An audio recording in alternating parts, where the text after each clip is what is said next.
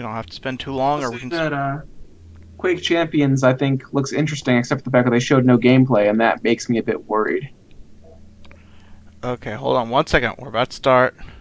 Okay, hello everyone. Welcome back. Bethesda show just wrapped up, and they ended with Dishonored 2, which I guess we will talk about last. Then let's start though all the way back at the beginning. Matt was just saying that Quake Champions looked relatively interesting. Continue your thoughts, Matt. But they showed no gameplay from it, which makes me, Yeah, so a something I little said bit while it was going concerned. on, was that I wonder if they weren't planning on announcing it until next year, and then because of the backlash to the multiplayer portion of Doom, they wanted to show that they were working on something specifically for PC gamers that was multiplayer focused today.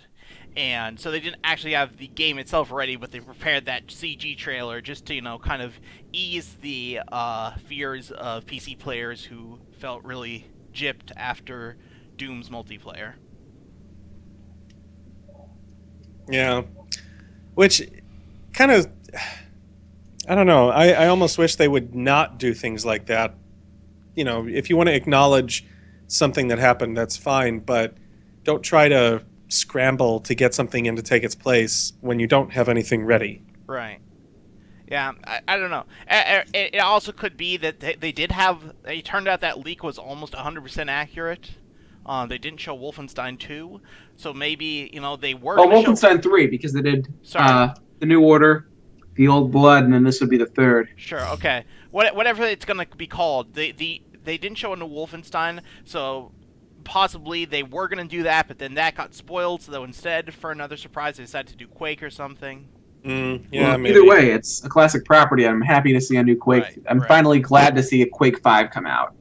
I think the interesting thing is Actually, Enemy Territory was technically Quake 5. This, I guess, would be Quake. It seems like they've dropped the numbering on Quake. Yeah, no. So Enemy Territory would now be 5, and then this is 6. Yeah. I think, yeah. What was I going to say? Oh, the interesting thing is this looks to me sort of like an Overwatch or a Team Fortress type thing with classes. Yeah, it might be classes. It might not be. It could just be different characters like they had in Quake 3. But those characters all, they look different and were using, unique looking abilities. So... This could be power-ups around the level. You don't know yet. Right. No, I'm not saying definitely, but, I mean, it specifically because they use the term champions, and that's a MOBA term. So you think it might be something like Battleborn or something? Yes, I think it's going to be like Battleborn or Overwatch. 2 games that I didn't play yet, and I don't own. Using the term champion, generally when you use that term, you're referring to a MOBA-like thing. So you think it's not going to be like arena shooter with weapons scattered around, but each class spawns with a different type of weapon? That would be my guess. They might also have weapons scattered around, but I bet that there is a class. I bet there's a class-based element to this. That would be different and interesting. And I think that, again, I was going to say, anybody out there who wants a pure arena shooter, that goes back to things the way they were when there were weapons scattered around the arena. You should check out Toxic. Yeah. And also, Cliff Bleszinski's working on that game, whatever it's called. Lawbreakers? Yeah, Lawbreakers. That looks like to be exactly that. So I think that market is catered to. I think what's interesting about doing this is it kind of straddles the line between Enemy Territory and Quake 3. Because you have the class-based elements of Enemy Territory, just not necessarily the large, maps with complex missions. So you have your sort of small arena-type game modes from Quake 3 with your class-based elements from Quake, and so, from that, and so Enemy Territory. So I think that's an interesting way of straddling both the fan bases. Yeah, I think that... Well, possibly pleasing neither, but, Well, yeah, you kind of have to do that because Enemy Territory and Quake 3 both had very big, rabid fan bases who both loved the hell out of those games. And Quake is very multiplayer focused, so they tried with Quake 4 to do something different, but they didn't do very well with multiplayer. And I don't think that engine was very good with multiplayer. you mean, yeah, because of the same Doom engine. 3 engine, because it didn't work very well with Doom 3, and it didn't work very well with Prey. I don't even think they tried with... No, I think they had a multiplayer component in Prey. Well, they tried it with... That was all... I think that the only good game that I liked on that engine was the 2009 Wolfenstein. Yeah, that one's... Yeah, that was a... Yeah. But that's because they really changed that engine up to give it like a better gore system, was one thing. Another thing was making enemies less bullet spongy and making more enemies able to appear on screen. They changed everything about that engine for that game. Well, I also think enough time had passed that they could do things that engine... They could just brute force their way through some of the limitations. Exactly. I think that... But, yeah, I think the engine that id has now, obviously, is very good with having a lot of enemies and a lot of characters in general on screen, so I think that's going to work a lot better for multiplayer. Yeah, and I think that that's going to change things up, because it's the new Doom engine. The problem was the fact that it was all loadout-based with the new Doom. Right, that was a gameplay decision, so I think that's something they can rectify with Quake. Yeah, they can rectify that with Quake and do something that's either they can also make it arena or make it class, one or the other. Yeah, I think another thing they can do with Doom is with the DLC, they can make a mode where there aren't loadouts and the weapons are on the map. Yeah, so... And you can also do that with Snap Map right now. Yeah, Snap Map. Well, the problem with Snap Map is that it didn't have a tool set. And I think that there's no... Actually, it was a tool set, but it didn't have a content pipeline. So you couldn't import your own element. You couldn't import your own textures and assets into the game. Right, and yeah. There were some limitations to it, let's put it that way. Yeah, and that's why I think that Snap Map... I think that they really didn't develop Snap Map as much as they should have. Because I think the key reason...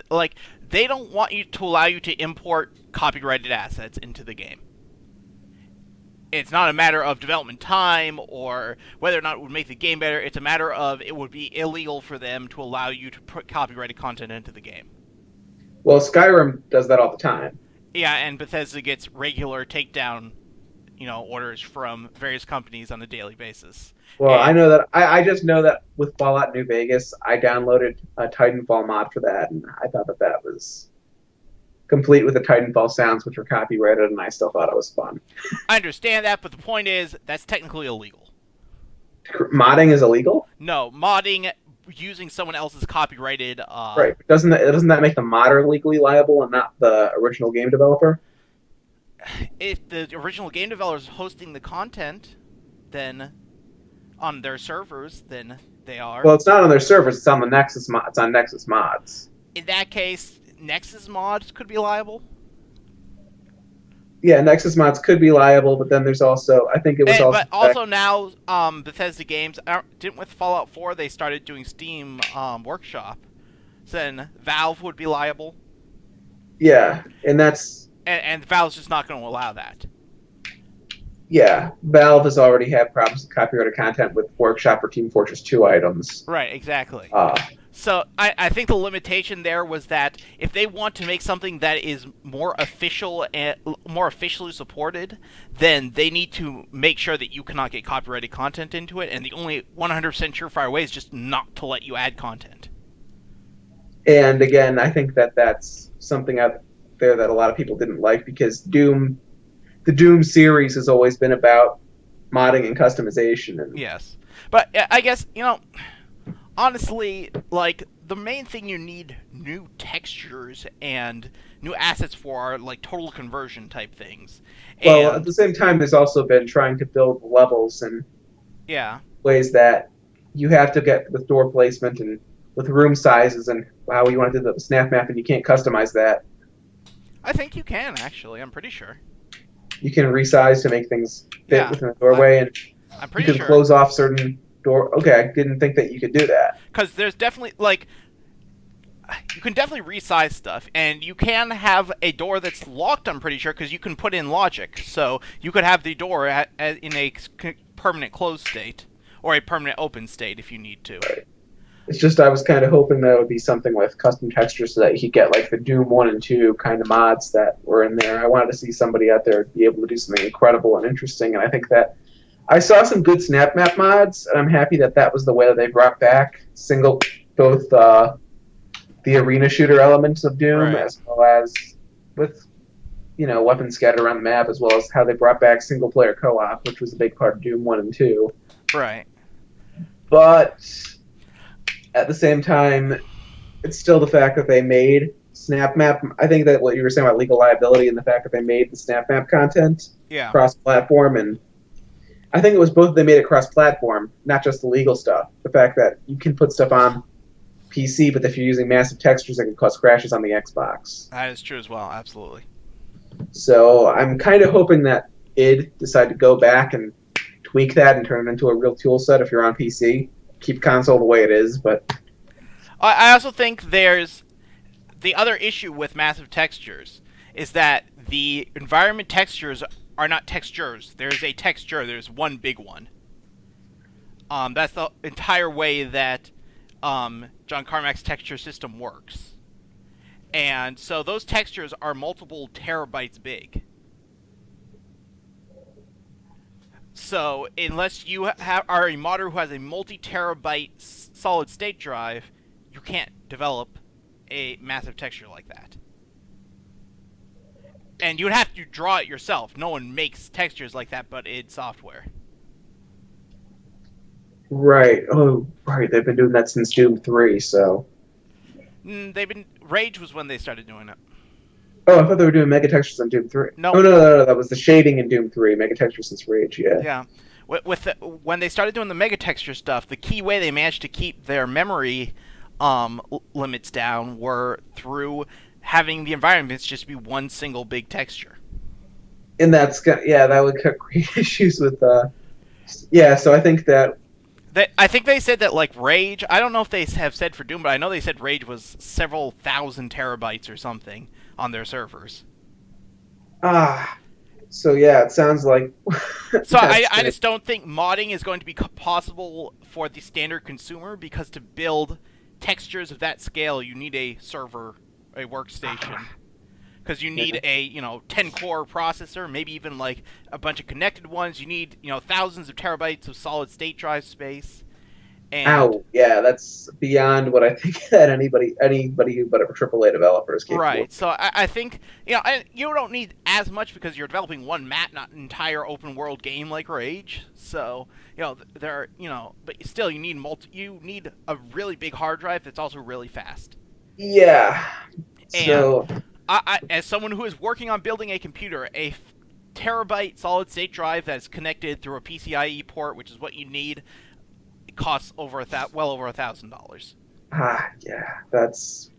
That's it's beyond just what people are right. People are willing to do. I'm all for id, but I still feel like id should have done more to support the modding community that's made them like they as a developer.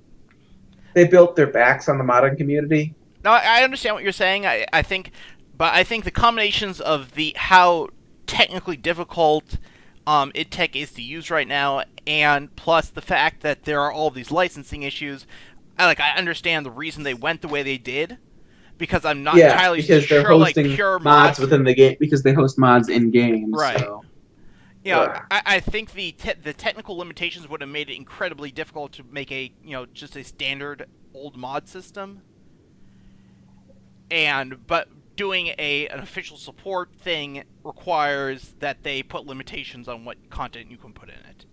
So I think this was probably the best option, looking at their the different ways they could have gone with it. Yeah, and then there's so. Dishonored 2 actually looks to be more of the same. What did you say, Calvin? I said that's Doom maps. Yep. Yep, that was Doom and Quake Champions. Oh, that's what we were actually originally talking about. But yeah. they did also announce new Doom maps. So So that takes care of Doom and Quake and the entire id side of Bethesda. Moving to the Bethesda side, before we get to Arcane,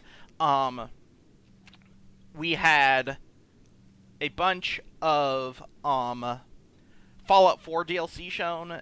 There was the stuff that just looked like an item pack to me. Yeah. I'm not Mobile entirely app. I'm not entirely sure if there was more than an item pack. If that was supposed to be more than an item pack, if that's literally an item pack. But that first trailer looked like an item pack. The second one looked like it was gonna be a focus on the settlement building, just your own vault, which is like actually sounds like a really cool concept, but I'm not entirely certain It's that's still an what item we're pack. asking for.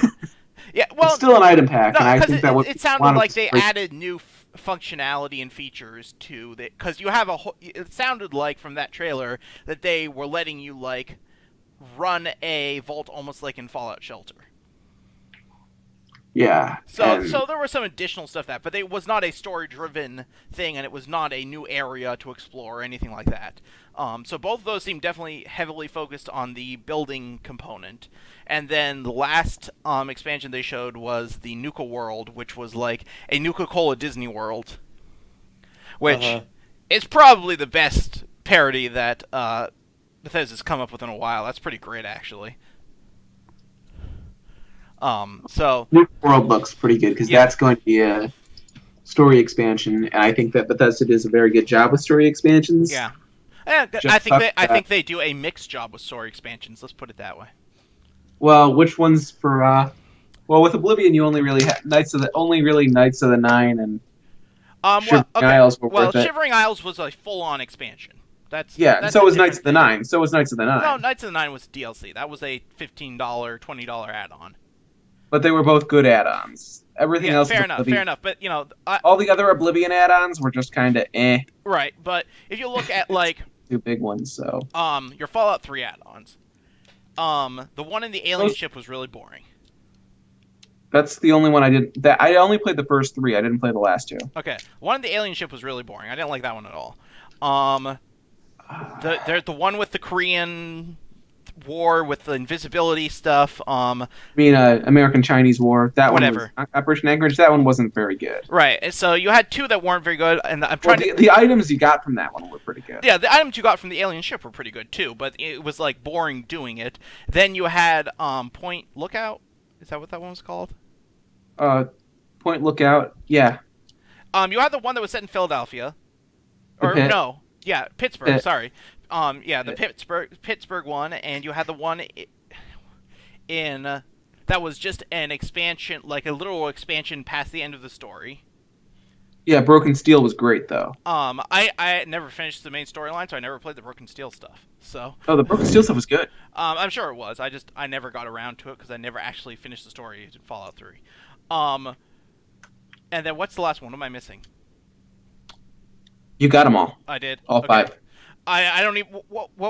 What's the? What? I'm trying to think. Like, what's the other one with a new area that isn't the pit? Point Lookout. That's one. Point Lookout is the one. Okay. What happens there? I don't even. Swamp. Yeah, the swamp. Okay. Yeah. So I think like you had two or three good ones out of 5 there, and I never played any of the Skyrim DLC. I barely played any Skyrim at all. The Skyrim DLC was great. But I've heard mixed things about it, honestly. I know people didn't like the one where you transformed into a, what was it, a monster or vampire? Vampire. Dawnguard. That one. Yeah. Dawnguard. So you know, I think they have had good DLC, but I also think they've had not good. Well, DLC. I like Dawnguard. I didn't particularly like Hearthfire. I thought that Hearthfire was pretty bad. Yeah. Because that was, again, it was just crafting. Yeah. And I didn't want a crafting expansion. And then Dragonborn was pretty good, though. Yeah. So I think they've had a mixed history with, let's say, but they have done some. I think they've both done some of the best DLC and some of the worst DLC ever. Oh God, the everything aside from Knights of the Nine and Shivering Isles. Yeah. You remember that, like horse armor. Right. Yeah. No, the Oblivion stuff was bad. And like I said, some of that Fallout stuff was actually pretty bad. Like the alien ship and Operation Anchorage were not very good, despite giving you cool items. Well, actually, I liked Mothership Zeta better than I like the Pit, but the Pit felt really linear to me, and I didn't really want a linear stuff in Fallout because I I love thought Mothership Zeta was super linear. It was yeah, literally a true. corridor shooter. Yeah, that's true. So was the Pit. They were both kind of like At least the pit had a city-like area. yeah, that's true. They were kind of like Fallout 3. I think was Point good, but is, it wasn't as good as New Vegas and 4. and so the other thing with New Vegas, that was Obsidian. That's a different team. So They used to be called Black Isle, and they made the first 2 Fallouts. And I understand, but so point is, like, comparing the DLC for that to Bethesda's DLC isn't exactly fair. yeah, I still think that Obsidian have actually said that they want to work with Bethesda on if they make another Fallout, and that they've had a number of talks with them over it. So I I'd be wouldn't be interested in that. surprised. Although Chris Avellone quit, so Yeah, he quit, but even without him, I think that there's enough people on the team to want to do it. I just I feel like the main advantage they have over Bethesda was his writing. Yeah, and that's true. But I honestly am worried about their future because I like more than like In Exile, which has a lot of decent people. I really felt like Obsidian lived because of how good a writer Chris Avellone is. well, they It's could like get all back. their games where the reviews are, "This is amazingly written," and it's shit otherwise. And well, so the New Vegas DLC was still pretty good because I really liked uh, Old World Blues a lot. I liked Honest Hearts. I actually had Those never played New Vegas whatsoever.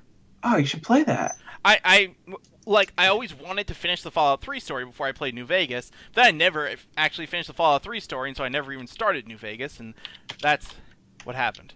Yeah. I'm one of those people I really like to play series in order, even like if they're not connected. I'm in the same boat. That's why my backlog is so huge. And so it's super hard for me to be like, okay, I'm done with Fallout 3, I don't want to play this anymore, but then start New Vegas. And so I just never did it. Yeah. So that's my story of never playing Fallout New Vegas. Fallout New Vegas. Oh my gosh.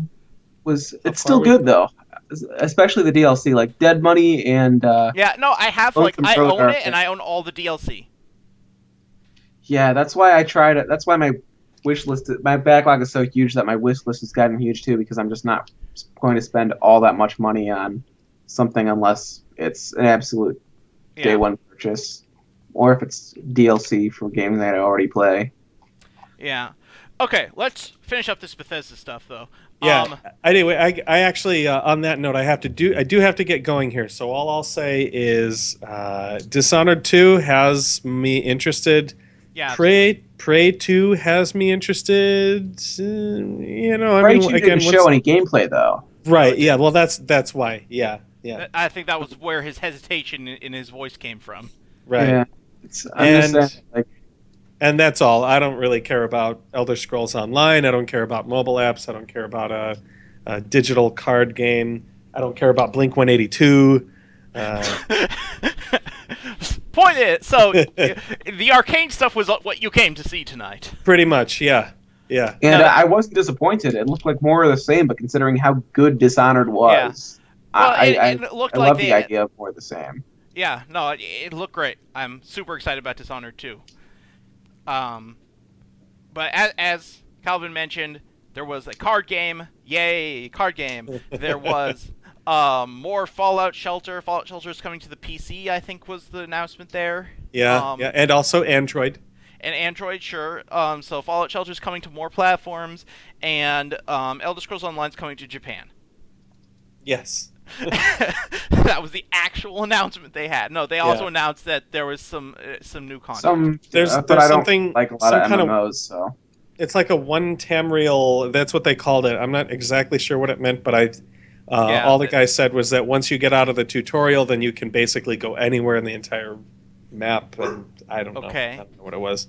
Okay, sure. I'm sure if you play the Elder Scrolls Online, that means something to you. But So that was the Bethesda part, and then what we were just talking about was the Arcane part of the show, which was Dishonored 2, which had a good 15 minutes worth of gameplay, which was super cool. Note to Bethesda, keep doing that. That's really awesome. Right. I really love that Bethesda stuff has been super heavily gameplay focused with actual lengthy playthroughs. Right. That's super cool.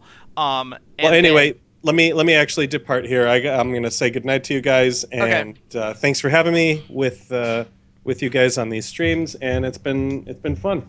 Yep. If you're not too tired tomorrow night, there's another one. Well, we'll see. We'll see what time it is, depending on if I get off work. We'll see. Yep, that's what I'm saying. Okay. If you got time, stop by tomorrow. Okay, I will do that.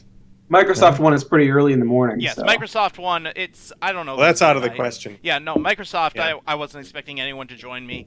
But I think Sony's is in the night. Oh, that one. That one. nice. I'm kind of looking forward to. Ubisoft is in the afternoon. Right. Yeah. Ubisoft is also too early if he's working though. Yeah. No, I was gonna say. You might make if you want to come back for Sony's, it's at 6 p.m. which is for you. No, 6 p.m. Pacific. Oh, Pacific. So that'll be 8 o'clock. Right. So you'll be home by then. I may possibly be home by then. Yeah. Yeah. So okay. So if you're there and you're not too tired, you want to join us. Yeah. Sure. Yeah. Sony is one that I always look forward to. It. Yeah. I don't care what anybody fun. says. So Okay. 8 o'clock for you. Okay. All right. Sounds good. Okay. All right. Thanks. Bye, Calvin. Okay. So finishing up, the other thing Arcane showed was Prey. And I never played the first Prey, so all I know about it is that the protagonist is Native American, and that's about it. But this looked almost like... So the first Prey was just a pretty basic first-person shooter, honestly. they also took it off Steam, so Right. No. Yeah, I have it for Xbox 360. yeah. So it's a pretty basic like Doom 3 style, like very very reminiscent of Doom 3. I was not a fan of Doom 3. Yeah, no, me neither. There are some like portions with gravity that were kind of interesting, but didn't really pan out. It honestly wasn't that great of a game overall. You couldn't die because of some Native American mumbo jumbo mysticism. Whenever you died, you just went into this mode where you shot bow and arrow at some birds, and depending on the number of birds you hit, you just respawned in the exact same place with a certain amount of health. So it's like BioShock? Yes, but even more forgiving than BioShock in a way, because you don't even leave the location where you died. Like, you just you have to shoot some birds, and as long as you hit some, even if you hit 0 birds, you still come back. You might just instantly die again, in which case you'll have to shoot birds again. But as long as you hit some birds, then you'll just continue on at full strength after you die. Yeah, so that I've never played it, so I don't know. Yeah, it was not, honestly, it was not the best game. This looks very little like that, though, because to my knowledge and my memory, there was no like mind control stuff going on in that one. Like, it was a pretty standard like alien abduction thing.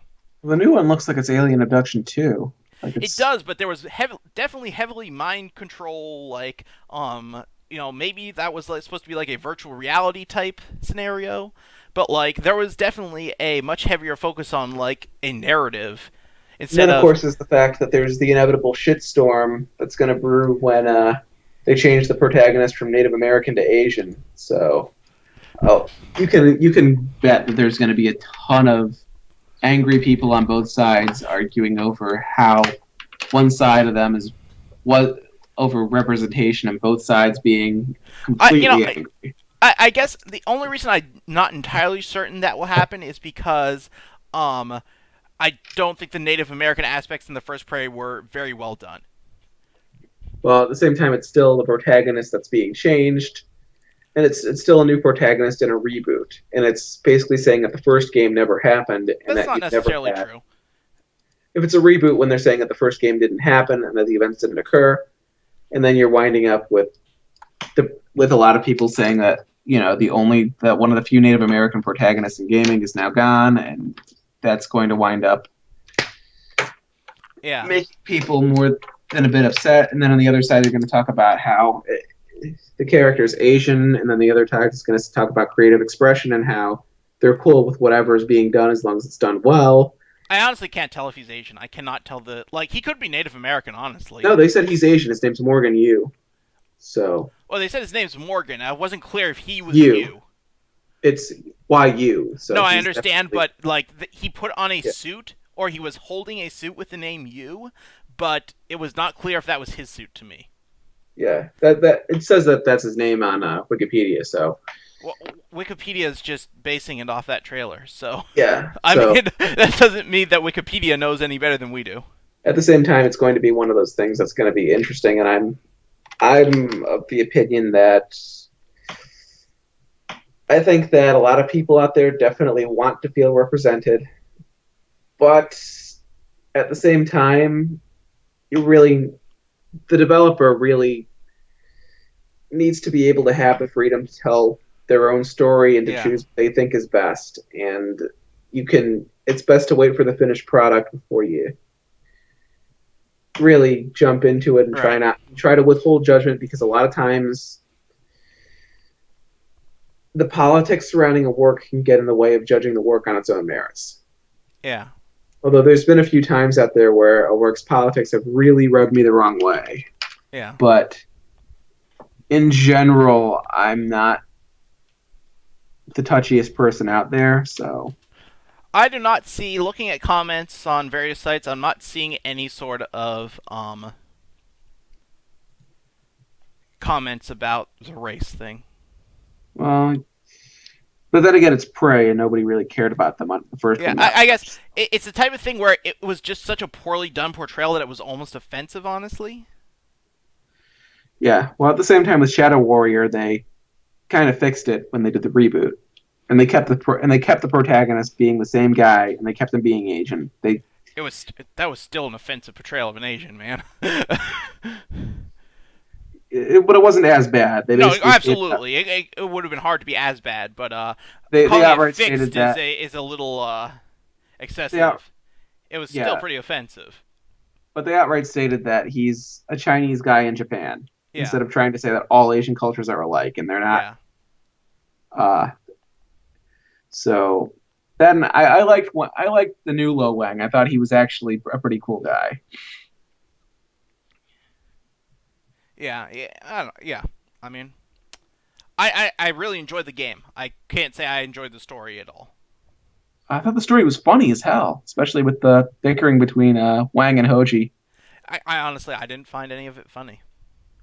Didn't? No, I love Flying Wild Hog stuff. I think all their games are really fun, but I never have enjoyed their storytelling.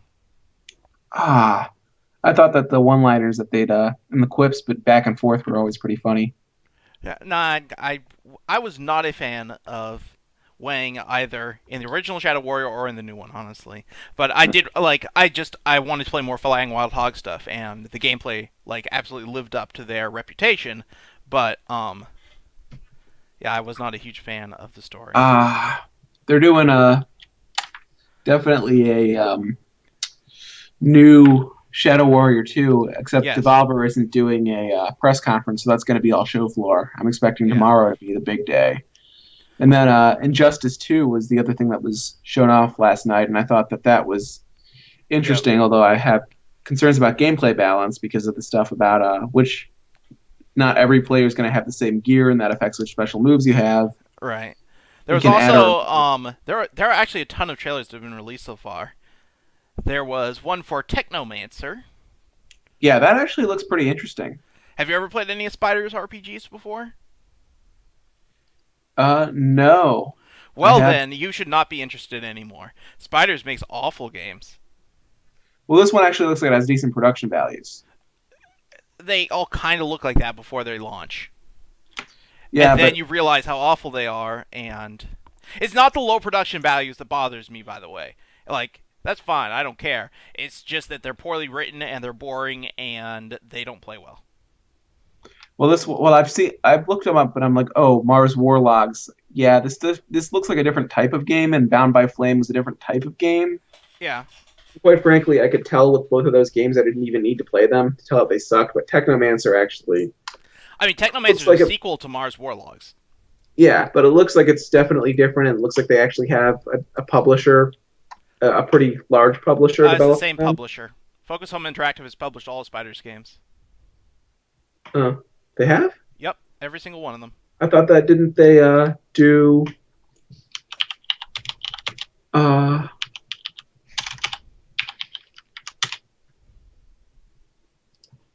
did they do let me check this right on Steam. Yeah, they did Active Aggression, and that I thought had good production values to it. Graphics were good, gameplay was good, Mm. felt balanced. Well, some of it felt balanced. It got more balanced after they did the patch, but I overall thought that Active Aggression was pretty good, and I think that if they have Focus Home doing it, then it could turn out okay. It could. I mean, I generally Focus Home is a budget publisher, and most of their stuff is not very good. But they're getting better, and I think that Active Aggression was a step in the right direction. Um, Speaking of Focus Home, they also showed off Styx Shards of Darkness. I did not see the trailer for that. That, you know what Styx is? It's the river to the underworld in Greek mythology. Yes, but I meant the video game franchise. No. Okay, it's a spin-off of a Spiders game called Of Orcs and Men's. Oh, so the small developers being overstretched on two titles? No, because Of Orcs and Men was a co-development effort between Spiders and Cyanide Studios. And Cyanide is doing this while Spiders is working on Technomancer. So it's not being stretched. It was a co-development thing, though. Anyway, so Of Orcs and Men was an RPG where you played as an orc and a goblin, and the goblin was Styx. And then they made a spin-off called Styx something or other that had a subtitle that was a stealth game, where you played as the goblin, and this is a sequel to that stealth game. Well, Focus Home Interactive, they're also doing Vampire, and that one actually looks pretty interesting. It's from the Life is Strange developers, and that was a pretty good game. Yes. Most of Focus's stuff, like Focus, is really interesting because their stuff has a lot of heart. I feel it's often just poorly done. Yeah, it's again production values. Yeah, a large portion of A it lot is of production times. values, but sometimes their stuff is just not fun too. So, Well, did you play Active Aggression? Because I've got that one. It's pretty good. I don't. What's it about? What are you doing it? Is it an RTS? Sounds RTS, nice, yeah. I think I have it. I feel like It's from the people who did Active War and War Game. I think and I it's have meant to it, but I be- don't actually think It's I meant to played be it. an old school RTS like Command and Conquer and StarCraft. What did you say it was called? Active Aggression. Nope, looks like I don't have it. Oh, no, that's because I'm looking through my installed games. Active Aggression. Just look on the store. Act. Okay, I'll have to look on the store. But no, Focus, their stuff is always very iffy to me. Well, some of it, like Mordheim City of the Damned on early access, is shown to have potential. Right. So people out there are saying that that's definitely might be good, might be bad. So it's still. Oh no, it's already out. It's already out. It is out. Shown to be actually pretty good. Got a 74 on Metacritic, which is good but not great. So I think that they're getting better as a publisher. Active Aggression has a 71 and mixed reviews on Steam. Well, they fixed the balance issues because it used to be rare earths were hard to come by, so they made it less about early expansion. Let's see. I believe That Battlefleet Gothic is that's a Warhammer 40k thing they did, just as their most recent thing. Put out the farming simulator games. They put out a bunch of Sherlock Holmes stuff. They also put out a trailer for a new Sherlock Holmes game. They put out a bunch of trailers for all their upcoming stuff, including yesterday Origins and the new Styx and the new Sherlock Holmes and all that stuff and Technomancer. So. Yeah, Devolver I think is going to be interesting because they're also going to be showing Mother Russia Bleeds, and that actually looks like a pretty good, fun, old school beat 'em up. Devolver is always fun. I And can that's like also kind of, I honestly like more their games more in concept than in execution generally, but well, I like Shadow Warrior. I thought that was yeah, good. you're I right. I liked do like Hotline Miami. yeah. Those are the two that I can definitely say like I actually enjoyed a lot.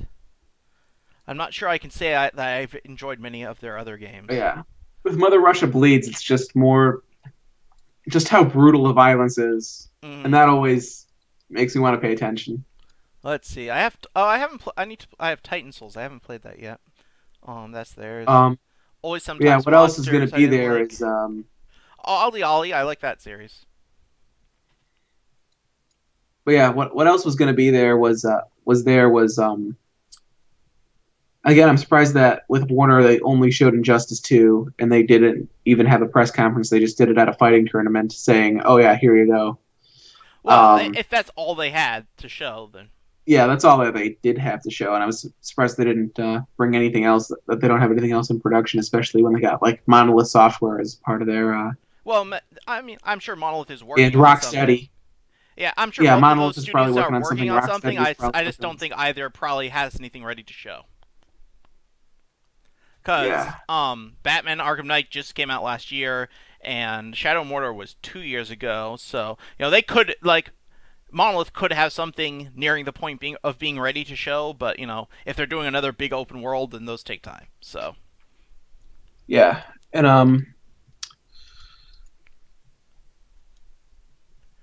they've been so it seems more like and then with TT Games it's just all Lego stuff, and that mm, stuff is usually done on kind of a budget. yeah, It's usually pretty fun, but the combat is a little bit iffy, and it's intentionally so because there's not much you can do with it. right, And it's more about collecting, and it's kind of like Pokemon where they can just rush it out a new one each year, so without yeah, compromising quality. So, and they sell regardless of marketing because they get commercials on children's TV shows, and that always drives up the price. That always yeah. creates sales. Mm. But and a lot of those Lego games are good. Like not Yeah, great, but they're not. There are very few passable. that are just straight up bad. Yeah, they're usually pretty passable. So, uh, But and then that looks W. like I think that pretty much covers everything that's happened thus far. Well, Square Enix showed Deus Ex: Mankind Divided. Yes, that happened last week. They did.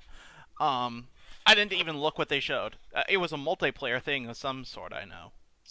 Did we do an S4 podcast for after X Men Apocalypse or not? We did not yet. Um, because this Yeah, is I the didn't think first you time did. we've had some time off, and we were doing this. So Yeah, we have to get Mike to give us some time to do one. yeah. So I think that would be an interesting one because I've got some interesting things to say about that and Civil War and Yeah, yeah, no, absolutely. We should absolutely hold one of those at some point too. I'm just gonna say I know this is totally off topic for this specific stream, but that Phoenix character, they finally did her right. I was so happy. I thought they got Cyclops more right. They got Cyclops right too. He just didn't have as big a role. Yeah, it's just Jean. It was more Sophie Turner's accent kept breaking. I honestly didn't even notice it, and I usually notice those things, so I was surprised. I noticed it. Just her voice her accent kind of kept slipping. But in Olivia Munn, I don't think she even tried with the accent. Yeah, Although I thought that Alexandra Shipp didn't get a big role either, but she did a really good job. yeah. And I think that But we'll talk in detail about that one another yeah, point.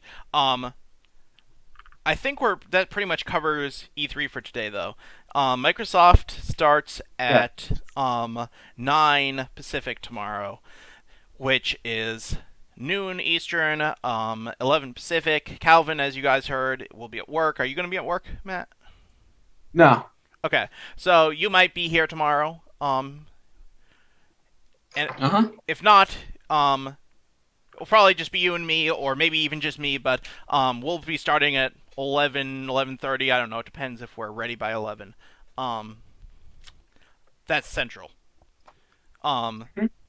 so that's what's going on tomorrow. Then after Microsoft, as you said, Ubisoft's in the afternoon. They start at what is it, like 1 or something Pacific?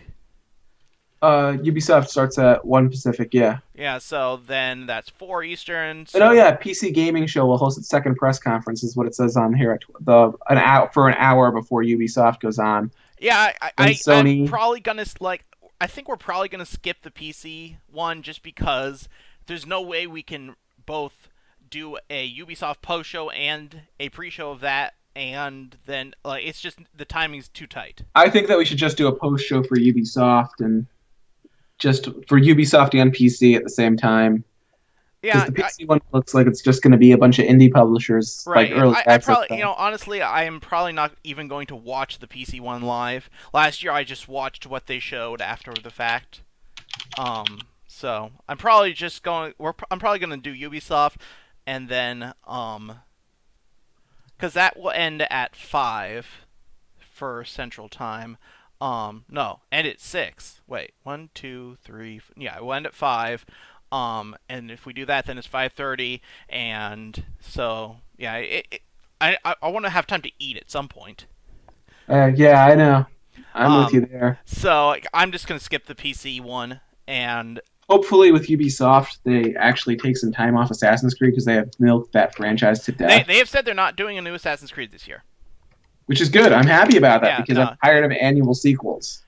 they could I really use just, some time to really work on that series again.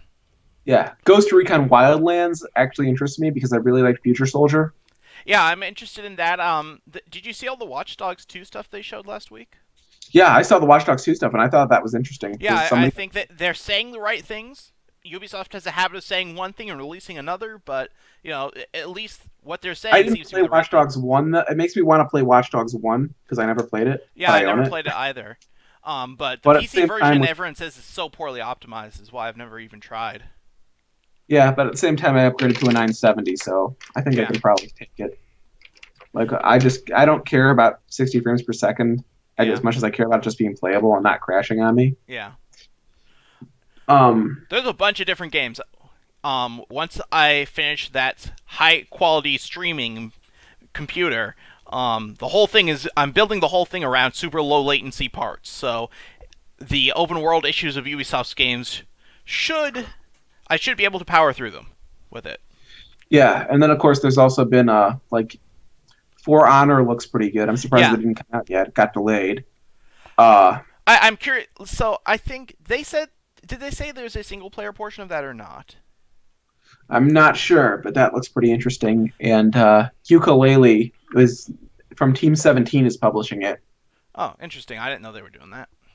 Yeah, Team 17 picked it up. Hmm. They thought it was interesting enough that they'd want to, publish it because, quite frankly, a lot of their stuff is like Worms, Right, right. Alien Breed, and they generally don't do a lot of it's like small indie budget stuff. So I'm surprised that they're picking up. It looks like they're trying to grow as a company. Yeah, So they picked up Ukulele, and I've got a lot of hopes on that game because yeah. I'm not expecting it to be great. I'm just expecting it to be as good as an old N64 game. Right. So the Just thing pure that I'm nostalgia, most but it's great. interested, I guess I'm super interested in seeing what Sony does tomorrow. Not because I'm necessarily excited for what they have, just because of after last year they have a lot to live up to. But I think that they're going to be showing off Final Fantasy 15. Although that one's going to be a while for me because they said the PC version's gotten delayed because they want to add a bunch of new graphical effects to it. Right. And like showing off Final Fantasy 15 is fine, but there's already been 2 playable demos at this point, and it's like it's not a big thing to show that. I honestly wouldn't even be surprised if they didn't show it just because of how much of a known quantity it is. Yeah, they got Star Ocean coming up, uh, Fear Effect Sedna, Mass Effect. I'm not man. I mean DSX, Mankind Divided. Yeah. Square Enix has a lot of They're cool stuff. yeah. I'm just still waiting on them to do something with maybe an Urgeist 2, Hmm. just Final Fantasy fighting game that that doesn't play like Dissidia, but it's just like something out there they do as a competitive fighter. Hmm. That would make me want to pay attention. I'm actually interested in trying Final Fantasy 15. Maybe it'll be the first Final Fantasy I actually finish. I played almost all of them, but the only one I've ever finished is 8. Hmm. I've never even played 8. 8 is a bit weaker in terms of battle system. Mm-mm. Well, that makes me So really not want to play it. yeah, the battle system I think is one of the worst in the entire franchise. But the story's good and the art style is interesting. So Yeah. I wound up liking it anyway, and I like the card game. The card game mini game is a lot of fun, especially tracking down all the cards.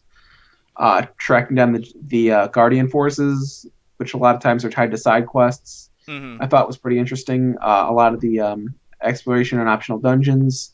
It's just the junction system and the fact that you only have 4 options in your battle menu, no Yeah. matter what you do, makes everything that isn't one of the 4 defaults completely useless. Right. It's just the battle system is not fun. I can't say that it's a fun battle system. So, there have been a lot of rumors that there's going to be a new God of War tomorrow at Sony. I want to know how they can progress past God of War 3. The rumor is that it will not be focused on Kratos, or that there'll be some sort of like change in time period. Maybe there was talk of it being Norse mythology. Well, I just don't want another prequel, but I want it set in the same universe, just later on. I think from what it looked like, from what a lot of the rumors are, is it seems like Kratos is not going to be the protagonist. He's going to be basically a Zeus-like character for the Norse gods, and So he becomes Odin? yes.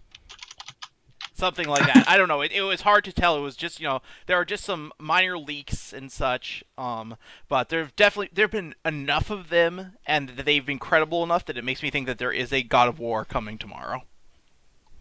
Yeah, that wouldn't be surprising because I've just never played the series because it's all been on PS2, and that's after my PS2 died, and I switched over to Xbox, Yeah. and now I'm on PC, so it's like, eh. Yeah. Um, They're good. Like the first 2 especially were really good. The third one was also pretty good. It didn't have as good a level design, I thought, as the first 2, but it was still really solid. But the first PSP one was not very good, and the prequel was not very good. The second PSP one was actually quite good. yeah, and then of course Sega's doing Dawn of War 3, and they're going to be showing gameplay from that on the floor, and I think that's going to be interesting. That's definitely going to be part of the PC show.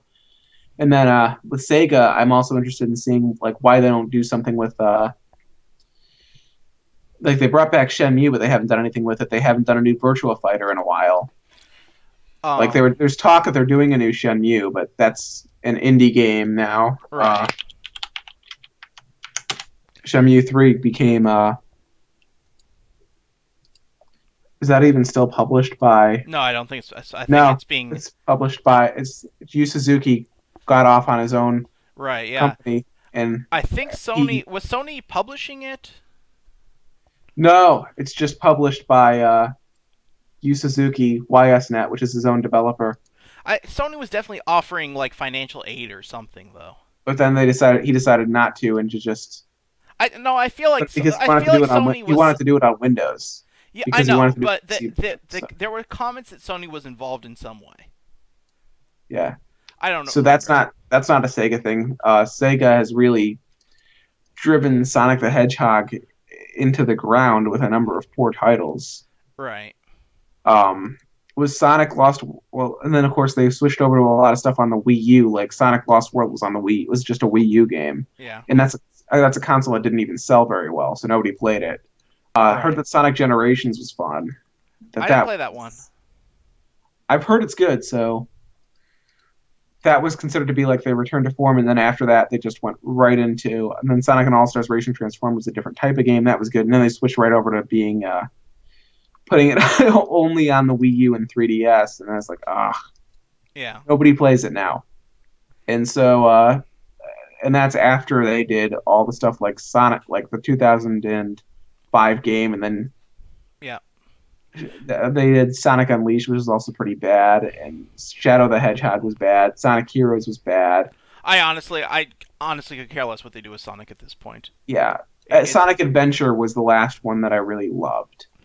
To me, right now, Sega is pretty much the only things I care about that they do are the stuff that is not actually theirs. It's their THQ purchased stuff with Yeah, Relic and Creative Assembly. yeah. That stuff. Well, Creative Assembly was part of Sega before the THQ purchase, but Whatever. But yeah, the RTS, the PC RTS stuff is the yeah, stuff that I think is the most interesting that they've got, and it sucks because I want a new Virtua Fighter, and specifically I want Virtua Fighter 5 to come to PC, which never happened. yeah. Um, like that's a series again. I feel like Sega really. I don't feel like they pay attention to their um, core properties enough. I think they've broken so many of their core properties into Yeah, and then terrible of course things there that. was also stuff like Blue Stinger never got a sequel, and I thought that had potential. Like there Um, were a lot of things. I think part of the problem is that a lot of things that you would say this had potential, and then you play it, and you're like, oh, what like they did the Altered Beast or Golden Axe, one of those or both of them. They made a like version of Last Generation, and they were just awful. And they did a Streets of Rage, I think. Didn't they do a yeah, and it's again they wind up not doing a very good job. They wind up just driving their properties into the ground and doing a very Right. poor So job. I guess my issue is I don't want them to bring back anything else because everything they've tried to bring back has just absolutely collapsed on them. I mean, like the last Vector Man, which was nothing at all like Vector Man. They I lost don't. When was the last Vector Man? What was that? Was there a Vector. Vector Man after 2? Yeah, there was. Oh no, it got canceled. I was gonna say I don't think I played a Vector Man after 2.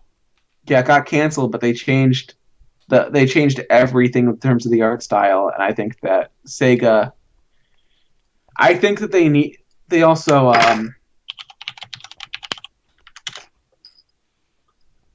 uh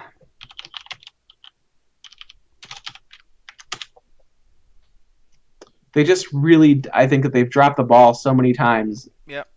and they need to really start refocusing on getting on rebooting old core properties and creating some new IP because right I now, like I just don't think the talent is there in the studios to reboot their properties to anything worth playing. or even creating some new properties that I think Yakuza is good, but that's only PlayStation. Yep. And for those of us who are on PC or Xbox, we're not really getting that Yeah, series anymore. Yakuza's fine. It's a neat series, but it's not great. I'm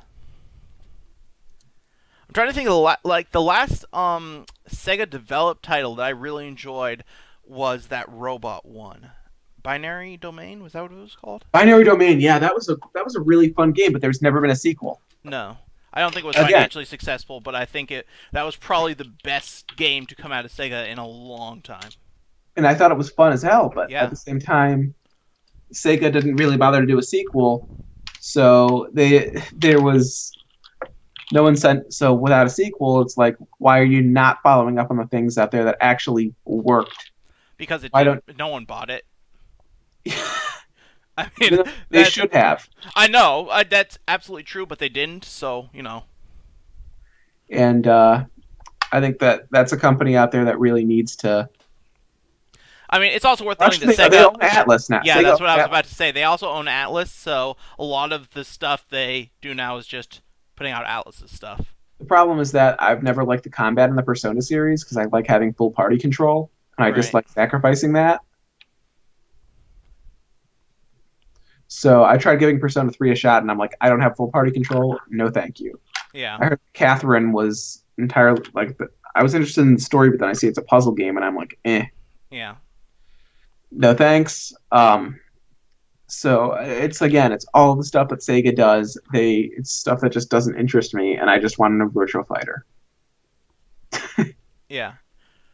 There's that new Valkyria Chronicles coming up. Or Is that Valkyria, is that what it's called? Valkyria Chronicles? Yes. Yeah. There's Valkyria Azure Revolution is what it's called. is that coming to PC? Let's see. Because oh no, it's only coming to PlayStation 4. But the first game only came to PlayStation 4. So But it came to PC eventually. I have Yeah. it on PC. I played it on PC, so The first Valkyria, yeah, I have it Yeah. on PC too.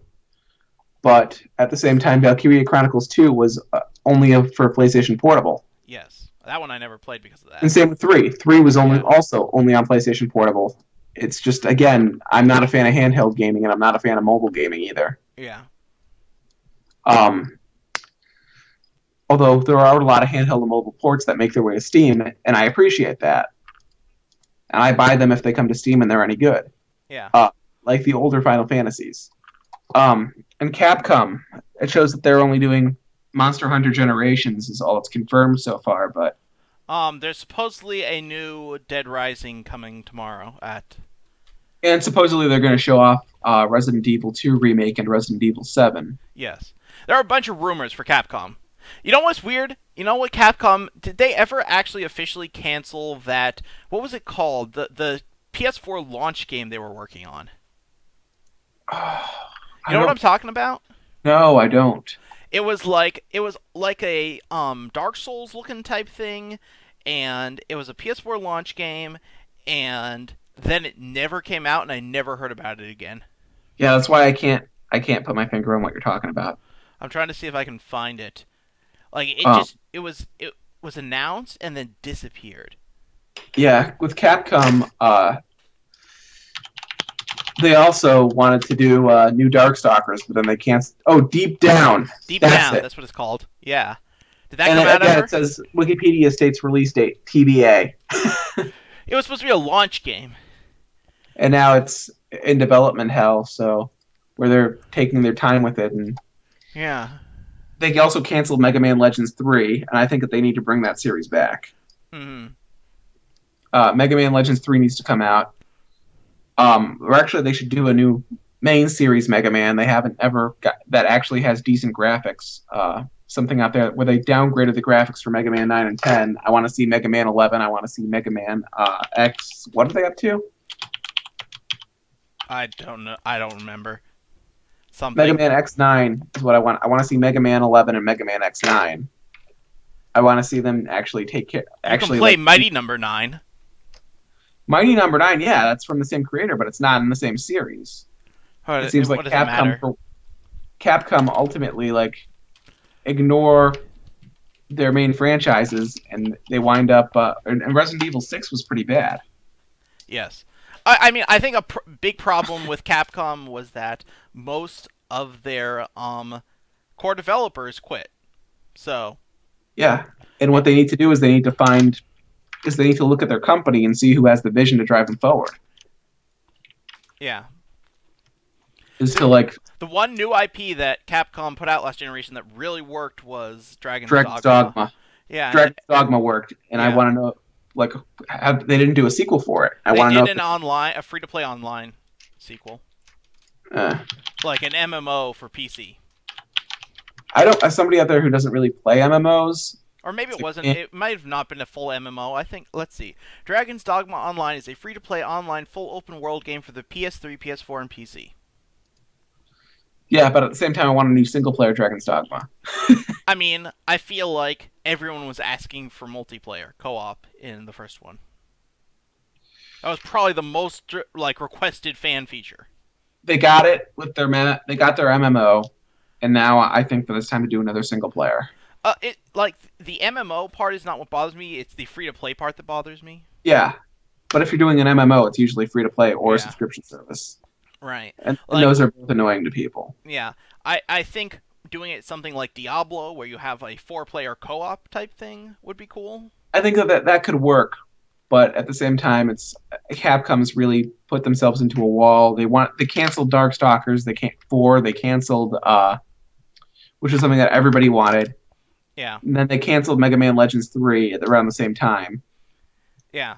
But I everybody mean, also wanted I that think one. that was, Inafune left, Mikami left, the other guy that works at Platinum left, They still have Ono. They still have Ono, and he's just locked in a room making Street Fighter for the rest of his life. But Yeah, they gave him Street Fighter, and he's also said that he's working on a new Rival Schools. he says he's working on some stuff. He was supposed to be working on Deep Down. Yeah, but at the same time, Street Fighter has so much of his attention. But now Street Fighter Five is launched, and they're treating it as a platform and not rushing into Street Fighter Six. So They hopefully, they didn't he's rush into got a bit Street more Fighter time. Five either. They put out like 5 versions of Street Fighter 4 before they got Street Fighter 5.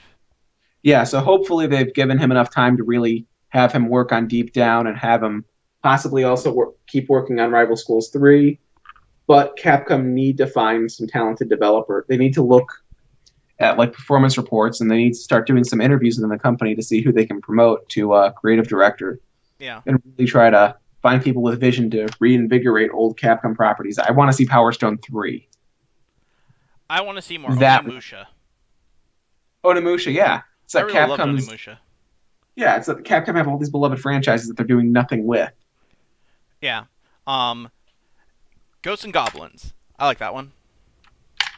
Yeah, with Resident Evil 2 remake and Resident Evil 7, I'm Yeah. hoping that because Resident Evil, what happens with it is that it gets less brutal with each new game that comes out.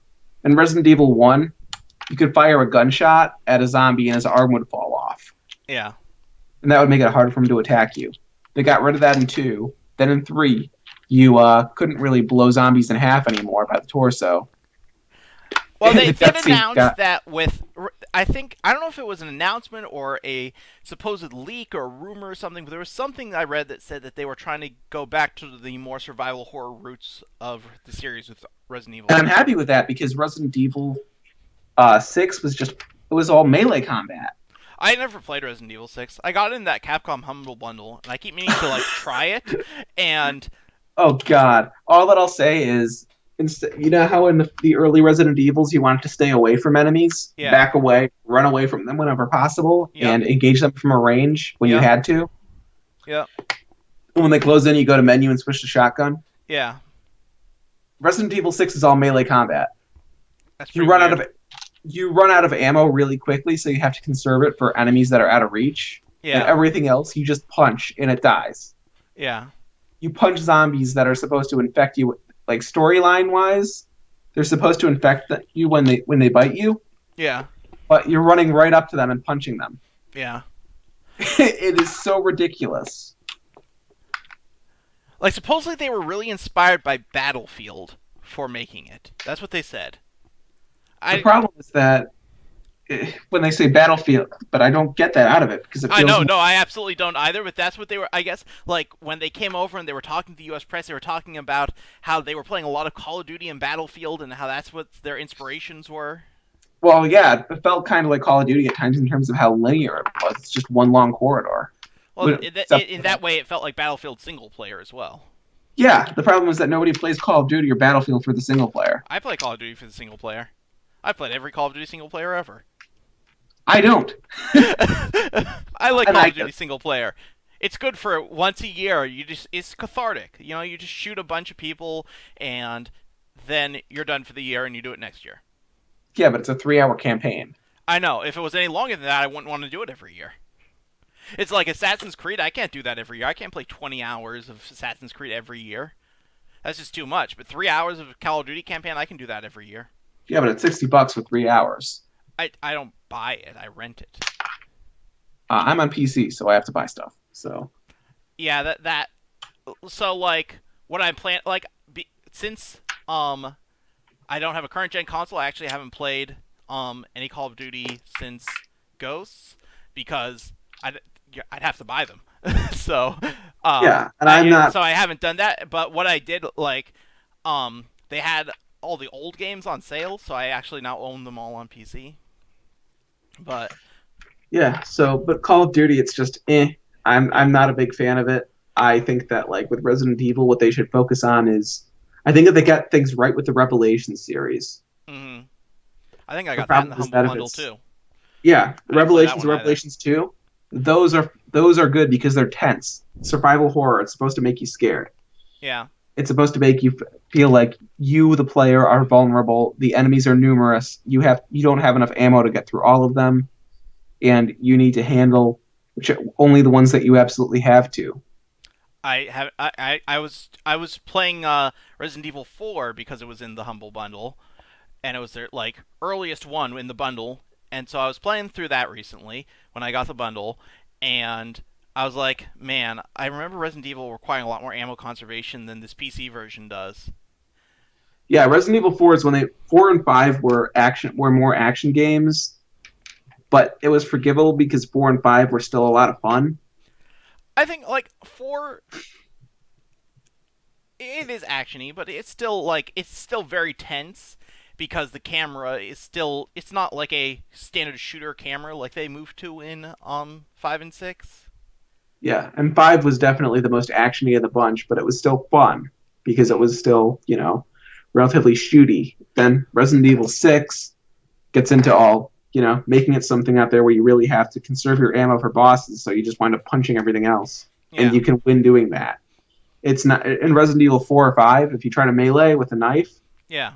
you can only do that if you absolutely have to and only against the weakest enemies in the game, and you hope that they don't burst out. Yeah. I found there was a really cool mod. I don't know if there's like a mod that's working to retexture all of Resident Evil 4. And I approve of that because So I like they only finished the village so far, like the first third or whatever of the game.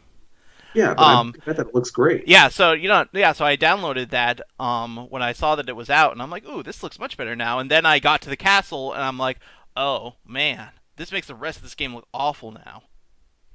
Yeah, well, I was gonna say with Resident Evil 5, 6, it was just a horrible misstep for the franchise because Resident Evil should not be. It shouldn't be a brawler. It should not be like you're playing a third-person like it should not be a beat 'em up. Right. It felt too much like Fighting Force. Do you remember that game at all? It sounds familiar, but so many games have generic names like that, I couldn't tell you which one it was. It's just third-person beat 'em up. Sure, with a title like that, I totally believe that.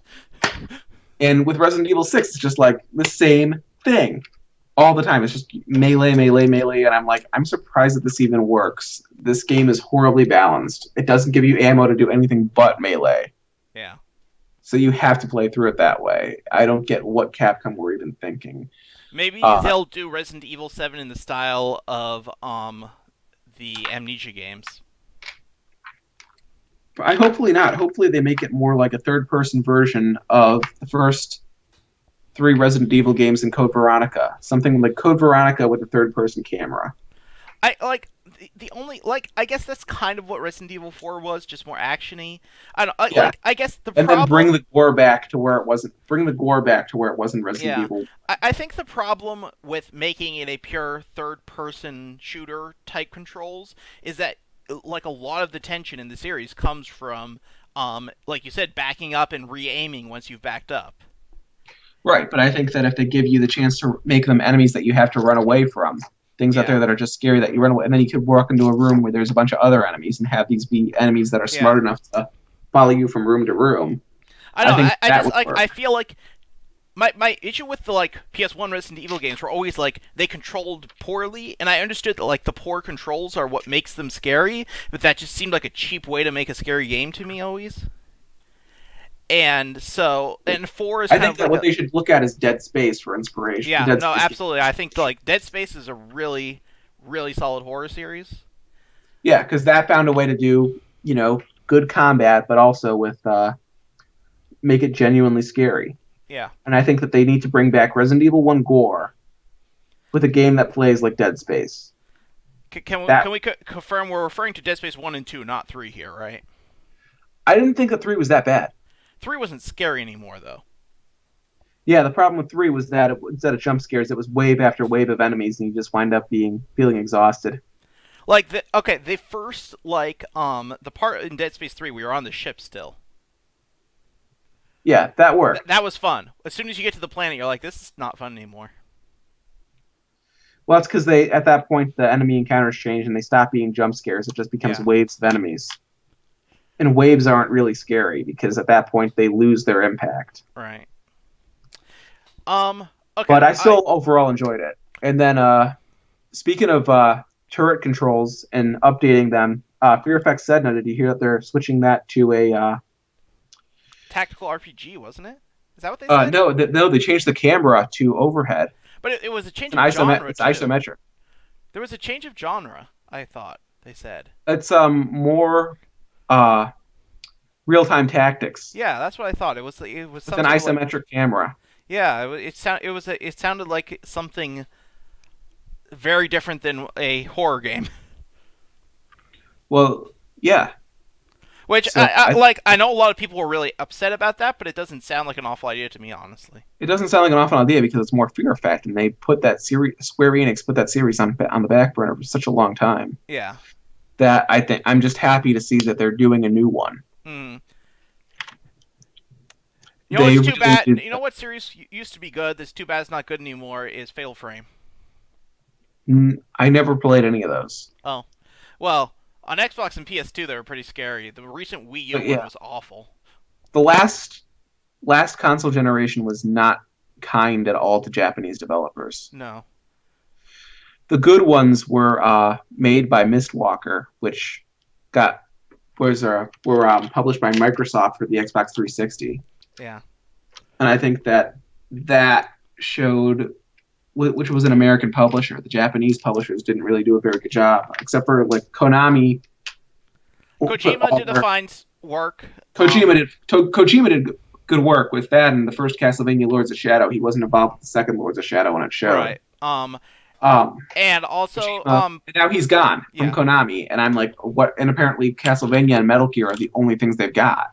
They need to invest in new IP because my understanding is that they are getting out of AAA games production entirely, mostly. And that sucks because that's not what they should be doing. I agree with you, but that's what they're doing.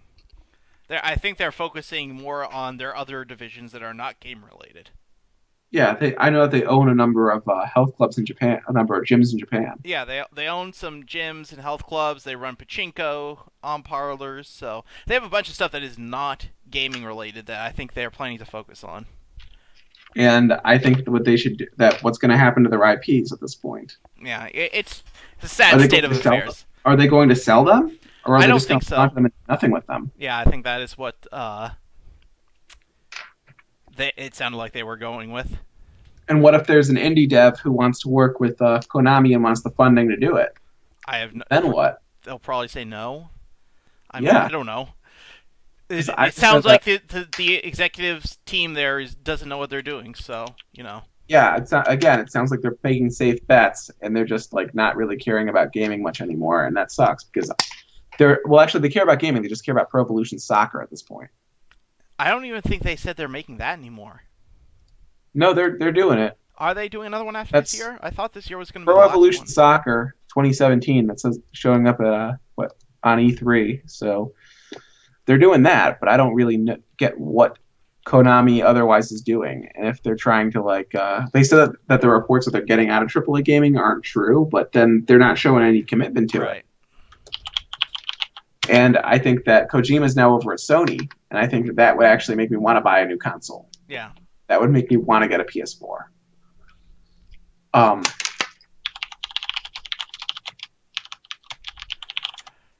So Platinum was a good Japanese developer last generation. Platinum was not a publisher though. That is true. Like I think the Japanese publishing houses need to look for like who in their company has vision. And if they don't have them, they don't find anybody with vision. They need to look at who just graduated school. I think there's a big problem that you're not discussing, and that is that the youth in Japan do not play console games very much anymore. Well, then the question after that is why. It's just not, I don't know. I mean, it's just there's been a steady decline in console sales in Japan for 3 generations now. So there's very little incoming new talent because there are very few people interested in making console games. Well, at that point, then maybe the Japanese should start looking for should start trying to outsource to Western developers a bit more. That they tried that last generation. Capcom tried that heavy, like super heavy. You had Lost Planet 3, you had Dead Rising, you had DMC. Oh, wasn't that Dead Rising was outsourced? Yeah, it was made in the sequel. The Dead Rising 2 and Dead Rising 3 are made in Vancouver. Oh, damn. Dead Rising 2 actually worked out pretty well. Devil May Cry, not so much. I really enjoyed Devil May Cry, actually. I didn't. I thought thought DMC was great. Wasn't a fan. Um, I felt like it was trying a bit too hard to be hip, and while making the combat a bit too easy. I didn't think either of those things. I mean, I guess I did kind of, like, it was trying to be hip, but the original trilogy was trying and failing to be hip too. So who cares? But at the same time, it didn't lack the same. I don't know. It didn't feel like it had the same tone, and it didn't feel like, and the combat felt too easy. It didn't feel like it was enough of a challenge for me. It wasn't as challenging. That is true. Like I I want can't to see argue like that. I want to see a Devil May Cry game. Like it's the same problem that I had with Devil May Cry 2, where it was too easy. Yeah. Well, I was about to say Devil May Cry 2 was way easier because I beat that entire game by shooting at enemies before they appeared on the screen. Yeah. But, what they should do with the new Devil May Cry. I'm hearing that Capcom may be announcing Devil May Cry at E3, which is Devil May Cry 5 at E3, and I think that would be, if they want to keep working with Ninja Theory on the series, they should bring back the original timeline and focus on that. No, I honestly disagree. Like, but you thought that, show what happens to the series after the events of Devil May Cry 2. No, the original. I will tell you that, honest to God, I do not understand where the love of the original Dante comes from. That is one of the worst written characters I've ever seen. Because he's just a badass. It's just his look. Okay, he's a badass in what? Like, outside of the opening scene of 3, where he is a badass, that's one game out of a series of 4. It's just his trench coat. It's his trench coat and his white hair and just his poses. Okay, so his character design is a badass character design? Yeah. Is that the entire, like, I truly don't understand the argument of why people think the original Dante was this great character, because first game, one of the most horribly written games I've honestly ever played in my life. Just an absolute horrifically written character. Second game, even worse than the first. Third game, you had Dante's one cool moment. Fourth game was about Nero. So you had one game out of 4 where Dante was an okay character, and suddenly everyone's like losing their mind when they do a new version of Dante. It's like 3 out of 4 times they failed with Dante. So I don't get why people think they have a high chance of making another good game with the original Dante when 75% of the time they failed. Mm-hmm. I don't know. It's just like, and if the argument is that the old character design was better, then guess what? You can download the old character design as a skin for the new Dante in DMC. But even then, the gameplay was just too easy. I mean, I can't argue with, but the whole argument of the new Dante character being bad, I just, like, he's not great, but he's certainly no worse than the original. Yeah, but at the same time, it's just I want a Devil May Cry game where a boss will just kill you in 1 or 2 hits. Like, okay, yeah, no, like, I'm not arguing that point of it. Like, it was easier than 3, but again, I want to see something where one more move and you just get one-shotted, even when you're at totally full health. I feel like people, I don't know, like, the issue I have is, it's not like Devil May Cry 1, 2, or 4 were like that. Only 3 was like that. 1 was like that. Okay, occasionally there were bosses that could one-shot you, but not very common. Like, 1 was not super hard. Like, it was hard, but it was not that hard. It was pretty hard. I want to see something like that. I mean, I would not, like, I would say that the new DMC on the hardest difficulty was just as difficult as the original. So, yeah, I think that, the Japanese devs need to take a good hard look at themselves, and I think that they need to try to find. I think that Capcom actually did survive. They might have made some missteps, but they did survive. I mean, the entire thing though is that they basically lost their identity. Really, I mean, and the overall critical reception to their games last generation was horrible compared to their previous work. Yeah, but at the same time, think about Dragon's Dogma, the Dead Rising series, and Street Fighter 4. Right, but I guess the point is, outside of the later Dead Rising games, those are all made in Japan in their internal studio. And basically, the issue is that Japanese developers have been trying to outsource stuff, and when they've outsourced to Western developers, it's just never worked. Problem is the And fact that they pick the wrong Western developers. They pick developers who have a poor track record of making absolute shit games. I disagree, honestly. I mean, well, Ninja Theory, okay, the Ninja Blade, if that was that, whatever, their first game was not very good. That's fair. Although I did like the sequel, or not the sequel, the second game Ninja Theory made, with the Journey to the West in the future. I don't Yeah, remember. they're a good dev, So and I think as far as the main problem that was the just the difficulty was too easy. yeah, but I mean, like, I guess if I was Capcom, I'm looking for a Western developer to develop an action game for me. Like, I can't think of a better choice because almost all character action games are developed in Japan. So it's like, who do you choose? You know, there's not a lot of options of anyone with any sort of track record in that area. So I think I think they chose the best developer they could in the situation, unless they were going to have Sony develop it for them. And again, I think that the developer wasn't a problem. The problem was the difficulty, and they tried to make it easier for new fans. Yeah, no, and like, I agree. I accept that, like, it was easier, and it didn't bother me that much. I never played Devil May Cry on super hard difficulties anyway, but I do understand why fans were upset with that part of it. But you know, the thing is, fans were upset with it. It didn't work out as well as they hoped, and when they did Lost Planet 3, like, it was Lost Planet series was never good, though.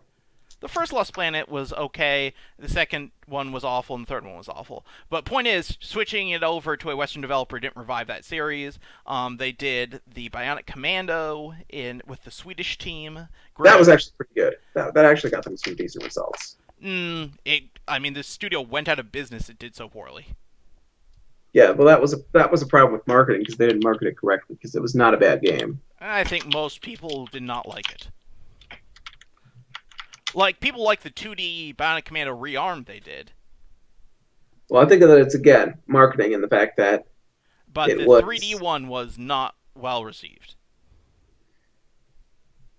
What else did they bring? There was a ton of games. Capcom developed well over half their games in the U.S. or in Europe. Last generation. At the same time, I think that was something that they had to do, and they survived it. And that's what matters. I think you could like, they are barely surviving it. The fact that Sony had to co-finance Street Fighter V tells you that they are in major financial trouble. Well, that's because they put all their bet. That's because they with Resident Evil 6, that game was made with of like a 500-person team.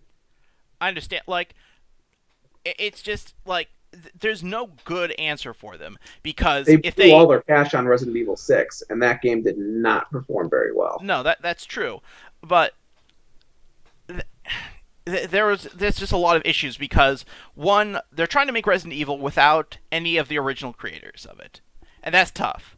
But at the same time, even without the original creators, they could go back and look at, like, what do people like about these games? What do they not like? You're right, they could, but there's just simply not enough talented developers left in Japan who want to work for a big company like Capcom. And so your options then would be to send it to a Western developer to make it, and, like, at that point you're going to get something like Outlast or like Amnesia, because that's what Western horror developers make. Yeah, well, even then, I think that there can possibly be a Western horror developer who tries to go back to the Japanese style. It doesn't usually work out very well. What's Japan's found? Last generation, and it wasn't only Capcom that did this. Square Enix did a lot of Western development, and a lot of Japanese publishers tried developing games in the West when they couldn't find enough talent locally, and they just found that it just didn't work very well. Well, with Sega, they got through with Creative Assembly, and then who did Alien Isolation? Creative Assembly. Yeah. Yeah, Sega. I don't know, like, how they've allowed, like, Creative Assembly. I think they just don't give them much oversight. They just tell them what to do and let them do it. The issue more comes when they try to get a Western studio to make a Japanese-style game. Yeah, and at the same time, I think that there are a lot of Western developers who grew up playing those Japanese games. That's true, but that doesn't mean they can make them. Just because you played something doesn't mean you can recreate it. Yeah, but at the same time, trying to bring back some of the stuff like JRPG menu-based battle systems from JRPGs, or other stuff like that, or like a combat system that, or like a survival horror game where it's something with limited ammo, because it's not something the traditional Western horror game that has no ammo, instead give you like very limited shots. Right. I think that could work. Right. Or something that's scary in the same way as Half-Life 2 with the head crab zombies, the Yeah. fast head crab zombies. Yeah. That I think could also work. Yeah. It's just a matter of like what. And they have had Resident Evil games developed in the U.S. They had that shooter, the multiplayer. Yeah, but shooter. that was they picked the cheapest developer that they could find to make that. They made a bad SOCOM game. Yeah, it's true. So it's again Capcom should work with Western devs. There's another issue here that you're not bringing up, which is that there are not a lot of independent developers left capable of making a AAA quality game.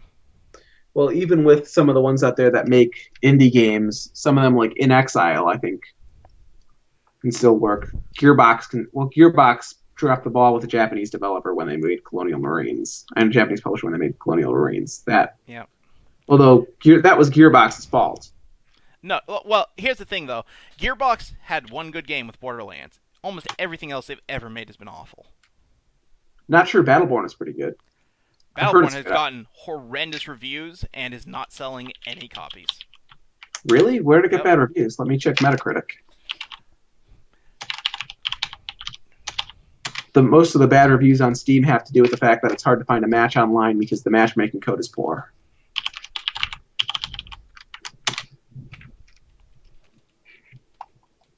It was 70. Oh, yeah, 70. What was so bad about it, though? It just wasn't very fun. Oh, man. And I as someone who works in retail during the daytime, I can tell you that we got in about 3 shelves full of copies of Battleborn and have sold 0. Wow. Whereas, compared to Overwatch, we got in the same number. We now have like 2 copies left in stock. Well, I think that it's because Overwatch charged only $40 as opposed to Gearbox charging $60. Gearbox dropped the price to 40 the day Overwatch came out. And still not selling? Nope, didn't do anything. It just made all the people who bought it at 60 angry. Oh, man. Like, it's bad. I'm sorry. Like, no one I know who has played it liked it, and I only know a couple of people who played it because no one is interested in buying it. Man, that sucks. Yeah. So. Oh, that's what I'm looking at reviews now, and they're saying that it's lack of game modes. I mean, yeah, it's a MOBA, but a first-person shooter. It only has one mode, the MOBA mode. No, I've heard there were like 3 modes, and that's yeah. all They might also have like a couple others, but the MOBA mode is what everyone plays. And it's just like lack of modes combined with lack of maps combined with the fact that the matchmaking code isn't all that great. Like you'd have like around 2,000 people online at any given time, 1,500 to 2,000, but you can't find a 12-player match. Yeah. It's that kind of stuff that it was the net code in there. But they also made a Half-Life Opposing Force. Well, when you work with Valve, your product ends up coming out better than you might expect. But they dropped the ball. Like I think it's interesting when you look at the Colonial Marines and what they did to Sega. There was that they delayed it multiple times. They played Sega on the hook, and then they contracted to third-party developer without even telling Sega that they were doing that. So again, I don't think that it's the fault of absolutely Japanese companies contracting to Western developers, but rather that the Western developers take the Japanese companies for granted. But I guess my point is, regardless of whose fault it is, that there are very few talented independent Western developers that are capable of taking on these contracts. Well, I was going to say Obsidian, I think, could do a good one. In Exile could do one. Double Dare, I think, could do a good one. Like I said, there are a couple. I mean, you could get In Exile or Obsidian to do an RPG, I guess. But they're not like for people. If you want someone to develop a fighting game or a character action game, there are not many Western developers who are capable of doing that for you. Well, Rare actually made a pretty good fighting game where they first worked with Double Helix before they got bought by Amazon. And then Iron Galaxy took over for them Yes, on but Killer again, Instinct. And I think Double that Helix got bought by Amazon. They're no longer an independent developer. They right, can't make but it they got anymore. but now Iron Galaxy took over Killer Instinct, and they still did a pretty good job. They did, but they're a pretty small team, and their main focus is on port work. Right, but I'm saying that the point is that it's a matter of resources and finding. Like, there's a lot of game dev school and a lot of computer science grads out there who I think could actually have the vision to do it. It's not a matter of vision. It's a matter of having enough money to put together a game development studio. Right.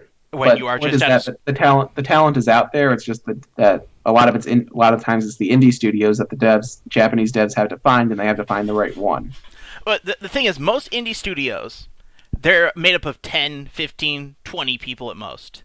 Yeah, it's just the Japanese studios have to buy them out and then grow them, and that costs money. Right. But the issue is that you don't want to buy the studio until after they made a game for you and you know how good they are. Yeah, I think that that's what Square Enix is trying to do with Collective, is that they're trying to find talented studios. Yeah. I also With think small that's indie what studios, EA get them is. to I make- think that's part of what EA is also trying to do with that EA original stuff we saw earlier. Yeah, it's about trying to find the right studio, and that's why I said before that Bethesda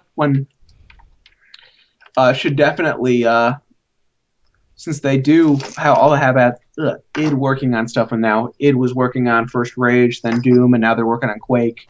Yeah. I think that, but at the same time, they still contracted out Wolfenstein and Machine Games. Yeah.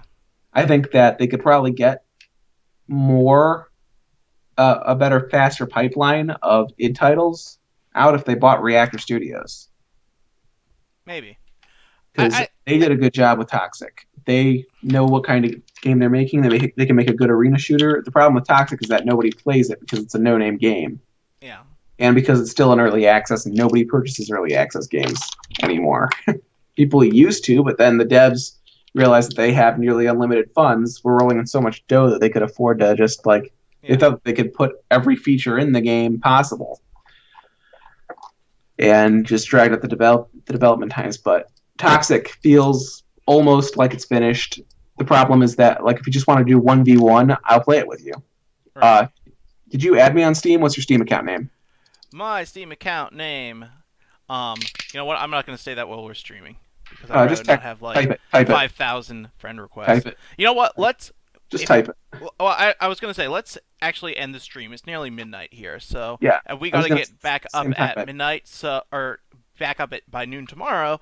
So, let's stop the stream tonight. We'll pick up with more of this tomorrow, and Matt and I will talk about Steam after we are off the air. So, goodbye, everyone. We'll be back at what did we say? 11:30 in there tomorrow. That's Central Time.